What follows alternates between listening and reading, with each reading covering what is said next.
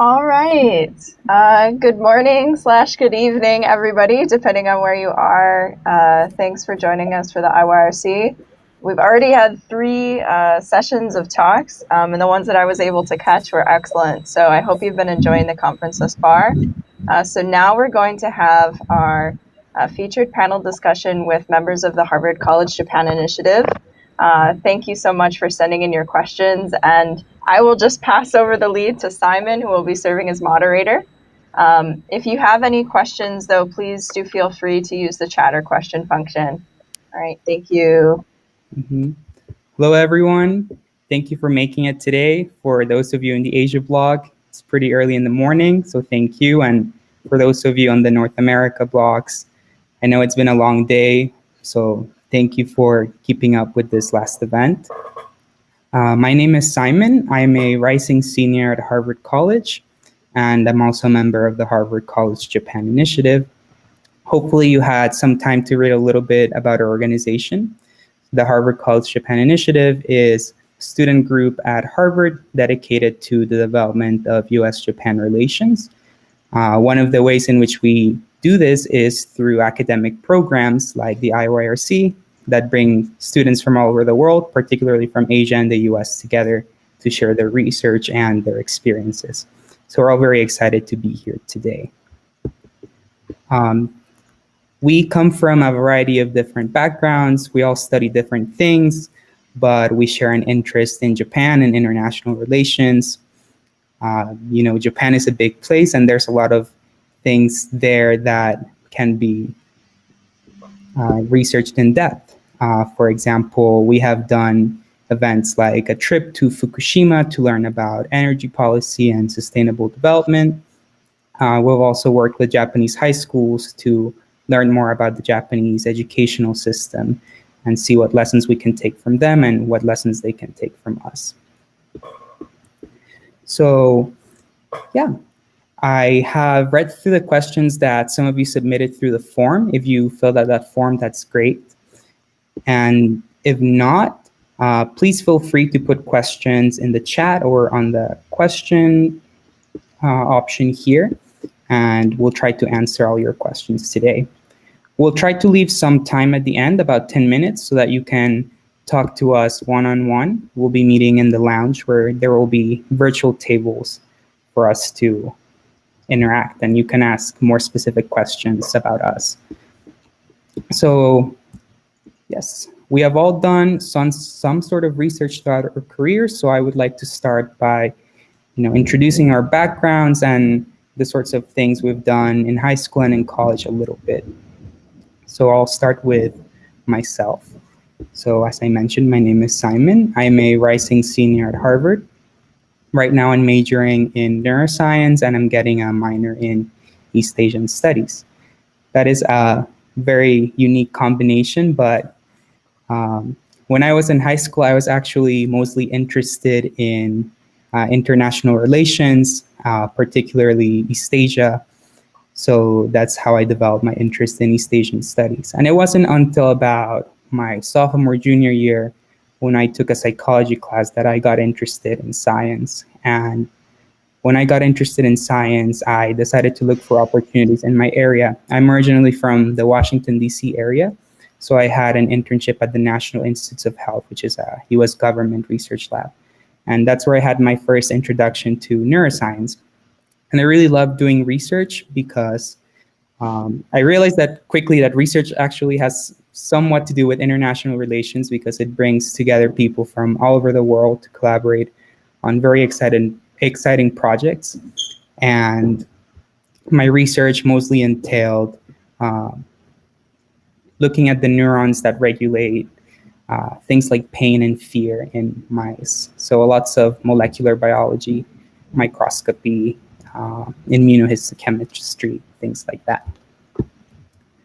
And currently I am taking a leave of absence and I'm planning to study abroad in Japan next year. Thank you. How about we start with Jacob? Go in order. All right. Thank you, Simon. Hi, everybody. My name is Jacob. I'm a rising junior at Harvard College. I concentrate, that's what we call majors at Harvard. I concentrate in government and East Asian studies. And I'm originally from Honolulu, Hawaii, and that's currently where I'm video conferencing in from. I have a big interest in both those areas, both political science and in East Asian studies, and to be more specific, in Japan. So I do a lot of research in comparative politics, as well as in public policy. So if you guys don't know, public policy is basically the writing of laws, and being able to judge and to evaluate and to improve on those laws. And so we do a lot of things like economic modeling, field research, and various sorts of different research structures that we use to do public policy. So yeah, that's a brief introduction. I guess the next panelist can go on now. Yeah, I can go after Jacob. Hi, everyone. My name is Nabib. I'm a junior at the college. I'm originally from New York, but I'm spending the semester in Cambridge. I study computer science and statistics with a minor in economics. I've done research my first summer after college. I worked at the Harvard Research Lab doing computer science research, and my project was on finding privacy. It was a broad interdisciplinary project, so not only was I focusing on the computer science aspect and the algorithm aspects of privacy, but I was also helping implement that. So the reason that the group was interested in privacy is that it helps with like survey data, it helps when, anonymizing health records. It helps with voters. So it was very interdisciplinary in the sense that it had applications in a lot of different fields. My most current research project was this past spring semester, where I worked with the Harvard Economics Department to project and visualize COVID-19 data. One of my projects involved forecasting unemployment rate in the U.S. markets using 40 years of unemployment history and to predict where it would go and what policies should be coming out of it. So I have experience both doing CS research and then as well as economic research, and I'm so excited to meet all of you guys. Also, I'm also the director of technology for the Harvard College Japan Initiative. Thank you. Okay, great. I can go next as well. Hello, everybody. My name is Sean. I am a rising senior at Harvard College, majoring in neuroscience with a secondary in East Asian Studies, much like Simon. Right now, I am the director of corporate relations for HCJI, and I've been part of HCJI since my sophomore year.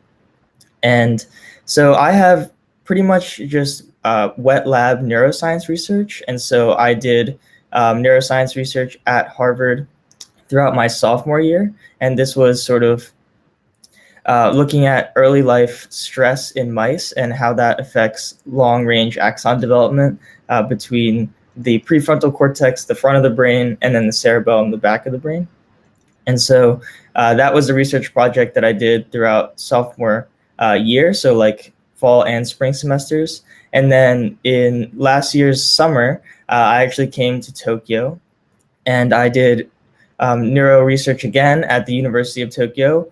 And we were looking at the zebrafinch, and we were essentially just trying to visualize multiple memories within the zebrafinch auditory cortex. So basically we would have these, newborn baby zebrafinches that have developed for a few weeks, and they would begin learning one bird song, which actually was not a zebrafinch. It would be like a different species of finch.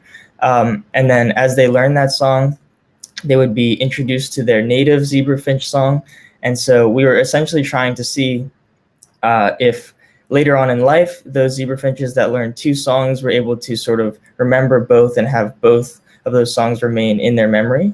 And so this sort of has applications to, human language development. We want to know if, like younger kids who maybe grew up speaking bilingual or were exposed to a different language growing up, but then, kind of dropped it later on in life, whether or not those sort of remnants of language still remain in the brain somewhere, even if those people don't remember it at all when they, grow up. And so this was a really interesting research project for me. Unfortunately, after that, I couldn't continue it because I came back to Harvard for my junior year.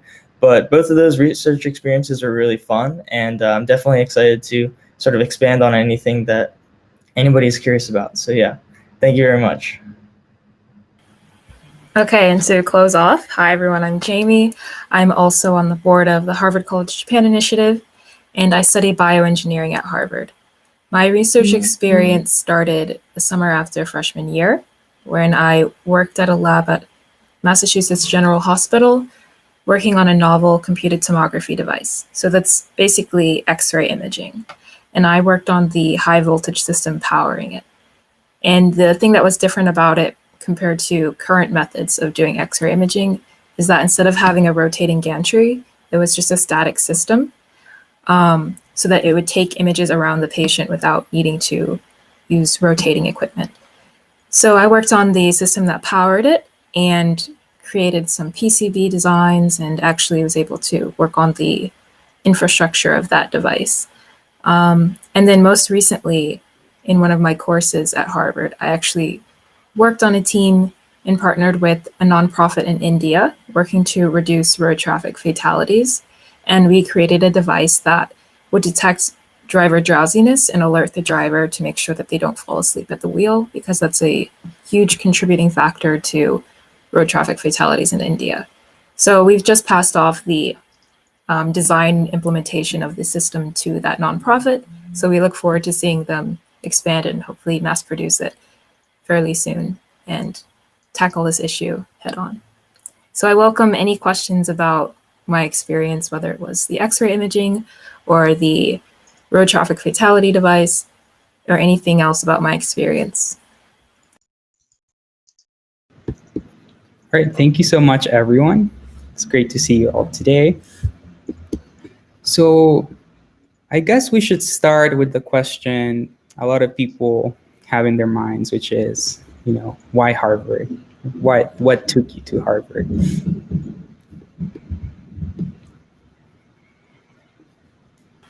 Okay, I guess I'll start off.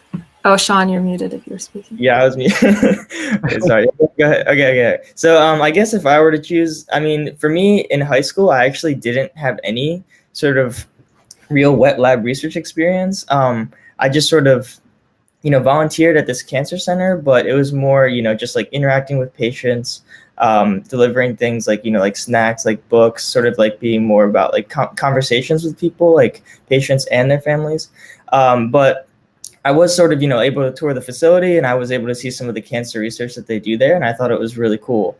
So definitely when I was applying to universities, I was looking at places where, research for specifically undergraduates is a really big strength. And so Harvard is definitely one of those places. It's, fairly straightforward for anybody to just pretty much email, any professor who is the head of a lab and to, get a research position there and sort of begin your project kind of whenever you really feel it's right for you. And so, yeah, that was definitely a huge factor of, what I was looking for in a college. And so when I, went to Harvard, I pretty much spent my freshman year just like figuring out what I was going to study in the first place. And then by, the spring, I figured out it would be, okay, like neuroscience seems pretty cool, and I really want to try this kind of research out. So, I just like looked at all the professors, joined a lab, and then, yeah, did research throughout sophomore year and then sophomore summer. I think for me, I was always interested in medical device design, especially in high school. And I wanted to be able to start working on something like that as soon as I could. So like before graduating college. And I knew that Harvard, there are many labs that actually did work in medical devices and tissue engineering and similar things. So I knew I would be able to have that experience before I graduate. And like Sean said, it's fairly easy to start doing research, your freshman year. That's actually when I started my research. So I think just being able to learn from incredible professors and work side by side with them to actually create something, produce something that will improve the status of research in the field that I'm in. think that's something that I was really looking forward to doing and brought me to Harvard. Yeah, and to build off of that, I think, a little bit different from Jamie and Sean. I actually came into Harvard not knowing what type of research I want to do. And I think the great thing about Harvard is that it's very open and that people here are very willing to hire and train you in different fields. So when I first started CS research, I didn't have any experience. I knew I was interested in research, and my experience had been on like bio and chemistry because I came into college pre-med. But when I was shifting gears into CS, the faculty here were very nice. They were willing to sit down and teach me. And I think just that collaborative environment of mentorship that is found at Harvard is truly world-class and renowned. I remember having meetings with Nobel Prize winners, and they would sit down and spend like 30 minutes explaining something that, in my opinion, felt like above their pay grade. But, that's just the way that Harvard is. It's a very collaborative space. And I think that, even for those who are not sure what type of research they want, there's always opportunity for those who are interested in research. Yeah, I'd like to echo what everyone else has said. And I'd just like to add that Harvard, of course, as with a lot of other universities, has a lot of resources available. Because I was interested in political science and government, there were a lot of opportunities at the Kennedy School, which is a graduate school that on public policy, from where I learned a lot of. I met a lot of people. I was able to attend a lot of different lectures and conferences and so forth. I think that just the intellectual community at Harvard is very wide and broad and stretches across many different subjects. And I think that really helped to inform me about what sort of research I wanted to do, and ended up doing public policy research. And it was actually Harvard that also connected me with the think tank that I was able to intern at and do economic research for. So I think that universities, Harvard included, are a great opportunity to get those internships or those opportunities lined up, to connect you with the right people and to give you those research opportunities, and to expand your skill set. So yeah, but echoing what everyone else has said as well. Right. Also, to add on to everyone, like Nabib, I wanted to go to a place like Harvard because it was very open, but for completely different reasons. So in Nabib's case, he didn't really want to know what sort of things he wanted to do. But my interests have been pretty much set since high school. I've always, since my junior year in high school, I knew I wanted to study neuroscience and East Asian studies. So, just hearing that, it sounds like a really unrelated combination, right? Like, why would you choose those two things that are seemingly unrelated? And that's something I got a lot from people, right? Or maybe I would tell someone like, oh, I'm learning Japanese. And then that person would say, oh, well, why don't you learn Chinese? It's more useful nowadays. So I felt like I really wanted to be in a place where no one would question me for for my academic interests. And my academic interests haven't really changed at all in the past 3 years. I'm still doing the same thing. And I've really been able to enjoy that to the fullest because all the faculty at Harvard is really supportive. The requirements are very flexible. Harvard is, one thing worth mentioning is that Harvard really emphasizes the whole liberal arts aspect. So in your freshman year, you really are encouraged to explore as much as you want. And later, if you, like me, if you have very diverse interests, you're more than welcome to continue doing that until you graduate. So yes, for me, it was really the place where I could develop both of these things that I was very interested in. And Harvard is really strong at both. Okay.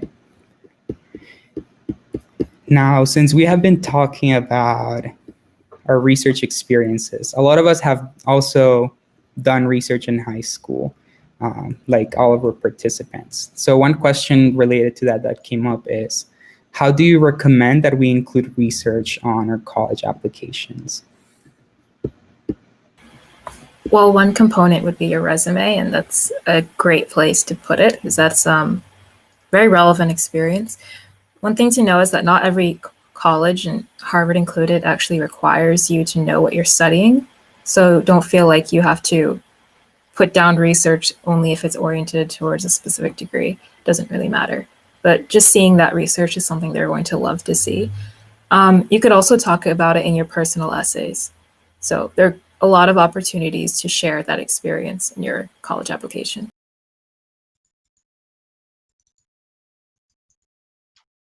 Yeah, just like what Jamie said, there are a lot of opportunities on your application to be able to stress your experience doing research, whether it be in your extracurricular section, or in an attached resume, or in your personal essay. And that's actually where I was able to put in my interest in doing research. So what a lot of schools will do is they're interested in seeing how you would be a good fit, because they want to take students that they could imagine being students on their campus. And so I talked about these specific research opportunities that Harvard offered and why I wanted to join them, based on my previous research experience. For example, there was an opportunity to have a one-on-one study session with an Harvard Kennedy School professor that I looked up and thought it was really cool. And so I included that in my personal essay, and I related it to my previous interest in studying political science and my little internships that I'd done with some elected officials in Hawaii. And so I was able to relate my previous experience to experiences that I wanted to do while in college. And so doing your research and looking into the different programs that schools offer and relating that to your background in research is something that colleges all want to see, and I think that would really help you stand out on your application.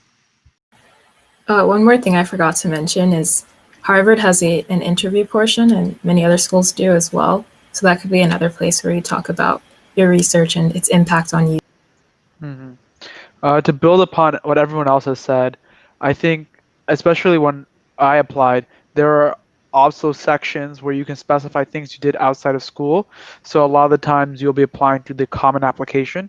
And even if you're not, there's usually a section where you can describe your extracurriculars and commitments outside of school. And so that's a great place to highlight research. I think a lot of students will only put like clubs or things that are school activities and not research opportunities because they don't have official titles.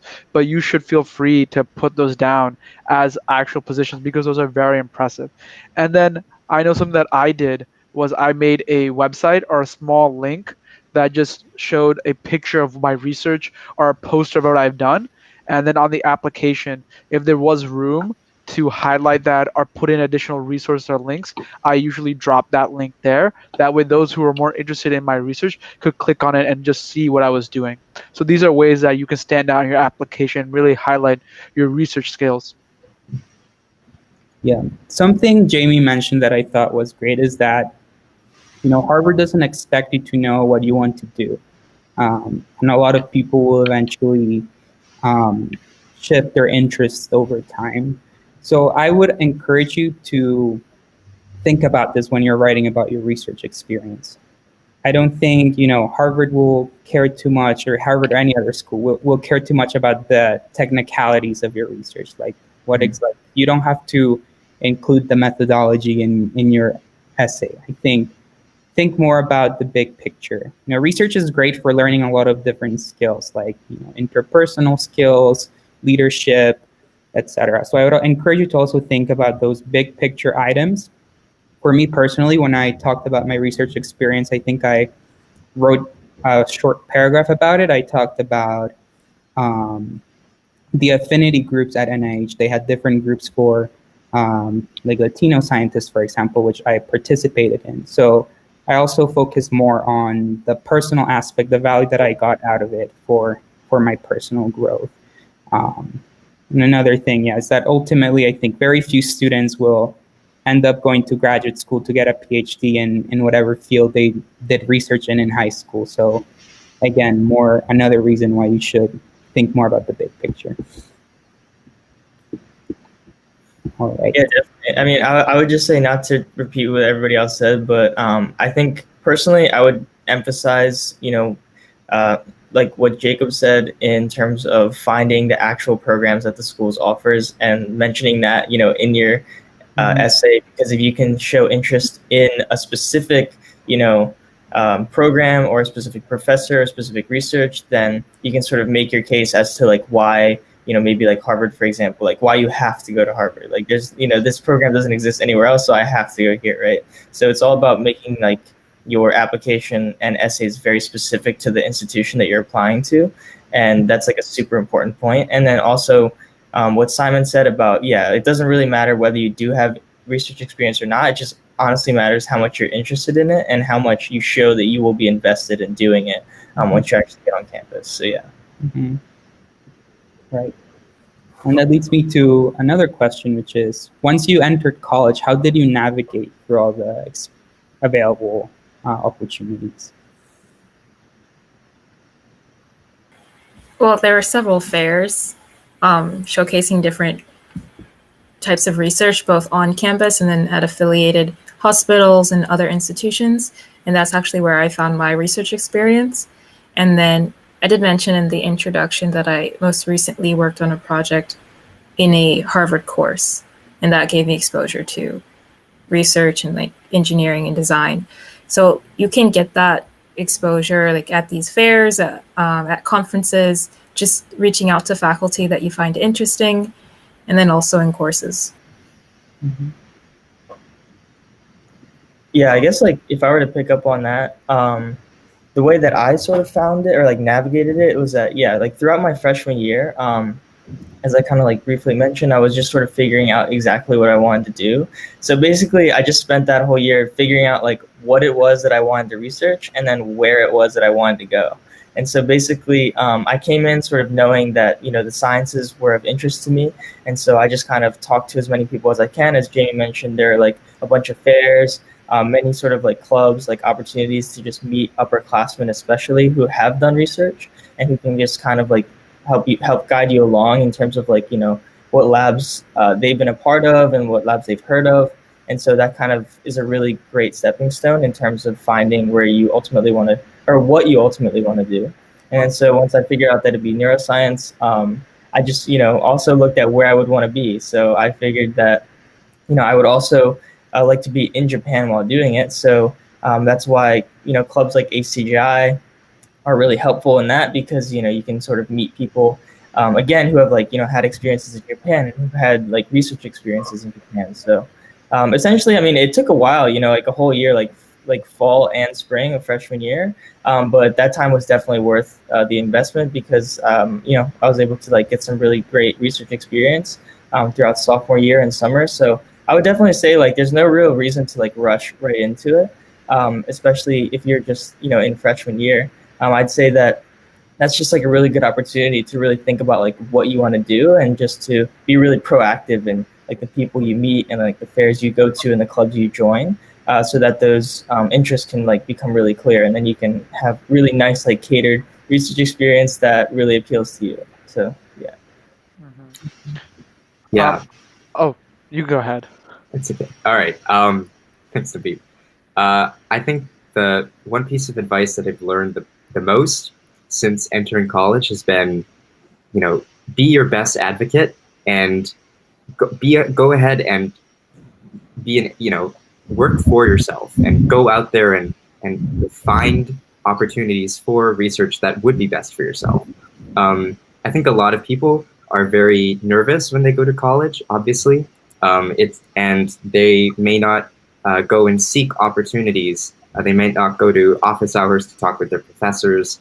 They may be a little bit shy to talk with even with some of their friends or their advisors about what sort of opportunities they're looking into.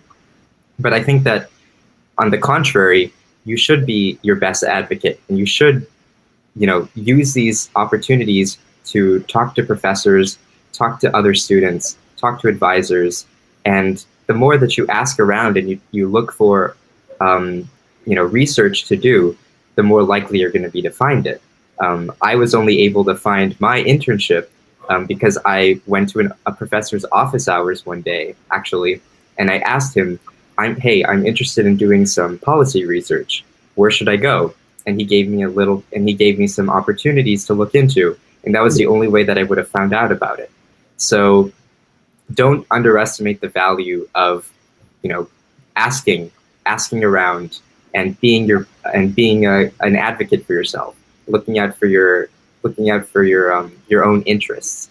And yeah, so I would just recommend that once you get on campus, start looking for people that you might want to connect with, look for these opportunities and see if they're a good fit. And if they are, then go ahead and apply for it.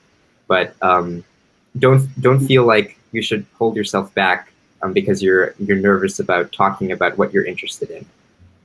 Mm-hmm. Right. Oh, you're muted. Oh, sorry, I didn't realize.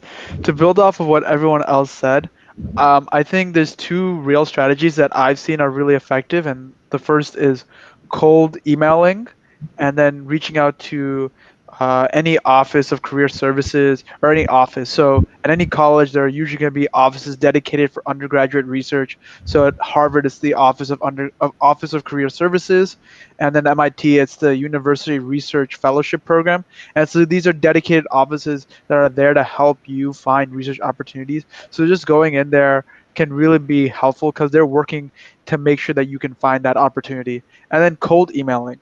I think it's less. I would say it's less. I don't know the right word for it, but it definitely isn't like the most ideal situation. But it definitely is effective. I had one friend who cold emailed a number of bio labs and different groups in HMS, MIT, and the Broad Institute during her freshman year, and then out of the 200 people that she emailed, one person finally got back to her, and that was a wonderful opportunity for her because that one person led her on to more and more opportunity. And I think that's what's really true about research. Like, after you have your first, research experience, it's much easier to get further research experience.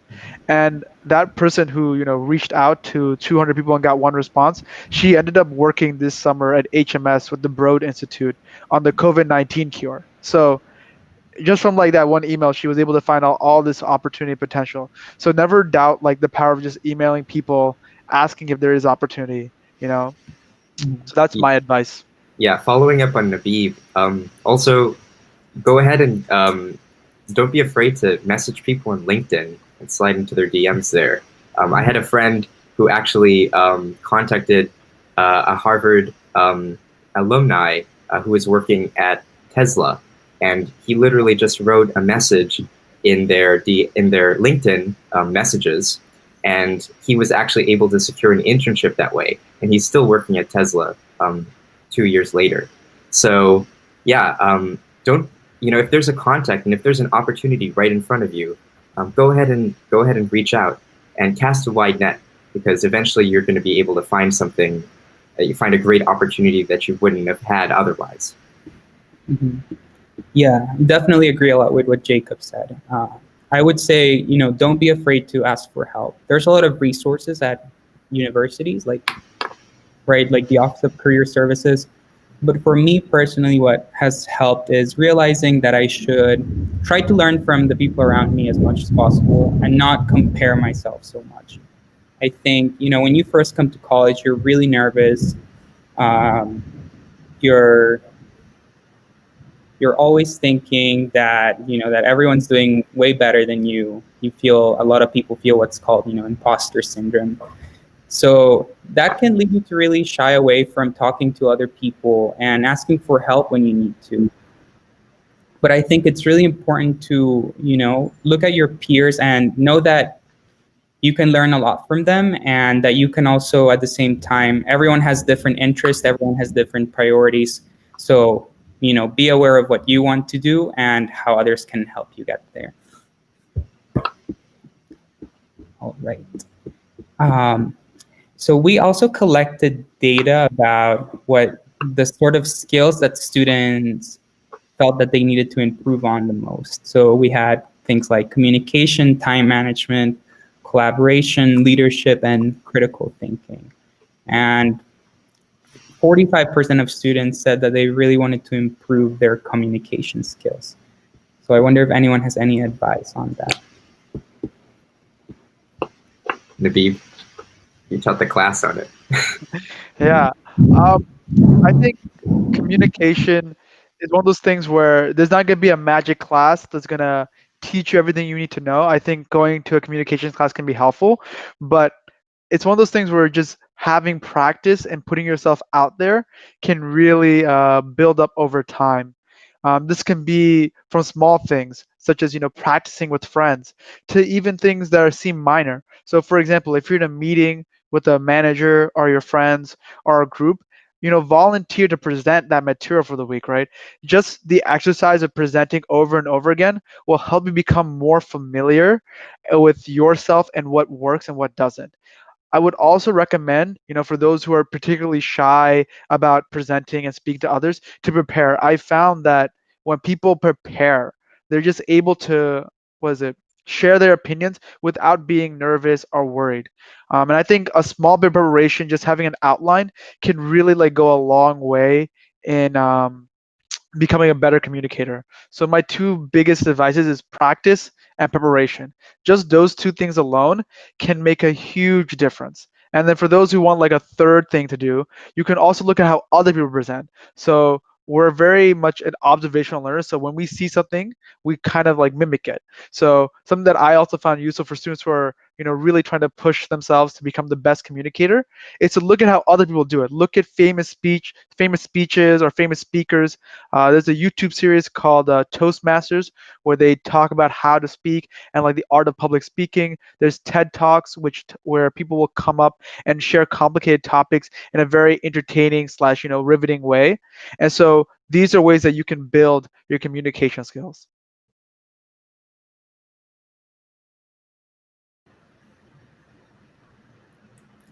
I guess if I were to build on what Nabib says, yeah. So thank you, Nabib, for sort of touching on the public speaking portion and speaking in front of people. That's definitely a huge component, especially if you want to do research in the future, whether at school or after, in order to present your actual findings at conferences and stuff. That's definitely a really important aspect of it. But I would also say in terms of I guess I would talk about communication in terms of how you sort of put yourself out there and how you begin to build your network, and sort of to also touch on the fact that in order to find these sort of opportunities, like Jacob mentioned, through either LinkedIn or through cold emailing, I actually also found my neuroscience research neuroscience research position at Harvard through just cold emailing as well. I just, sort of found these professors that I thought would be I really liked their research and I thought it'd be a great experience to work with them. And so I just, created a list of emails, emailed everybody, and eventually found a place and led to really great opportunities both at Harvard and in Japan. And so, yeah, and sort of I guess what you might call the back end of this communication, just to not be afraid, again, to just find exactly what you want, who you want to talk to, and then just go for it. Just reach out. And then this is another thing that takes practice as well. Just public speaking. It just takes practice to, be able to just throw yourself out there and be able to see, what works, what way can I approach these new people, where, I can come across as friendly, as interested, as somebody, who this other person would like to speak with and build a connection with. And so I think that sort of aspect of communication is really important as well. And I think the most important aspect of that is just being able to take that first step and being able to, realize that maybe, the first few times you do it, it doesn't go well, or maybe you come across as too confident or something like that in your abilities. But this is all in the process of fine tuning and being able to sort of create, an ability to just speak with people and, build that network. And so I think that takes just as much as practice as, public speaking in front of people does. So. Yeah, and I know that some of you may not be English first language speakers, and that may also contribute to some fears maybe about communication. And I actually am an English second language learner, and I understand how difficult it is sometimes to be able to come up with the right words to explain yourself.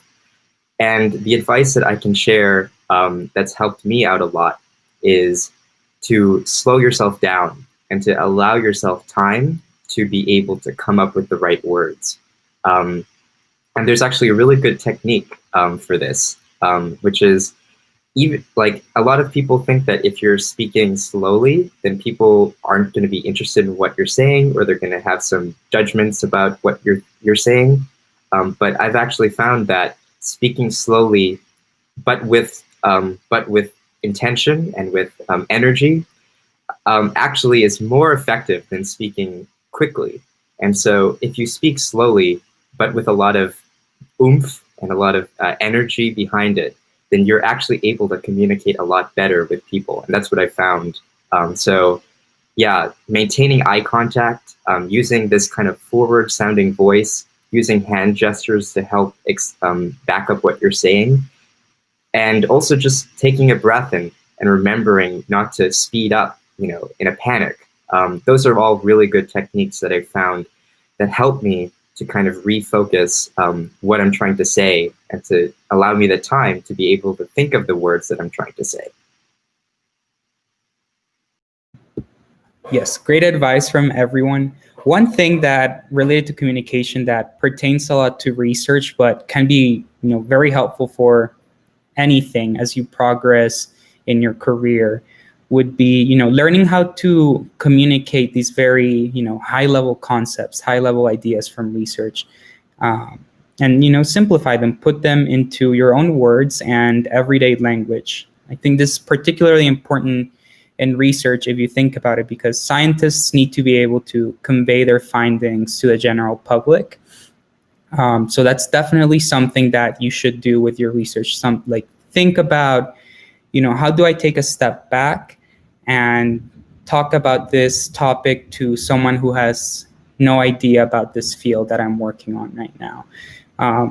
Because, as you progress throughout college and further on, there will be many times when you'll have to talk to people who have done very different things than you have in life. So that's also a very important aspect of communication to emphasize. All right. So I think we can move on, take about 10 minutes for our one-on-one discussions. So what we will do is that we will move to the lounge area where there will be chairs set up and one of us will be sitting at each table. And you can feel free to rotate, go in between tables and talk to us with any thoughts, questions.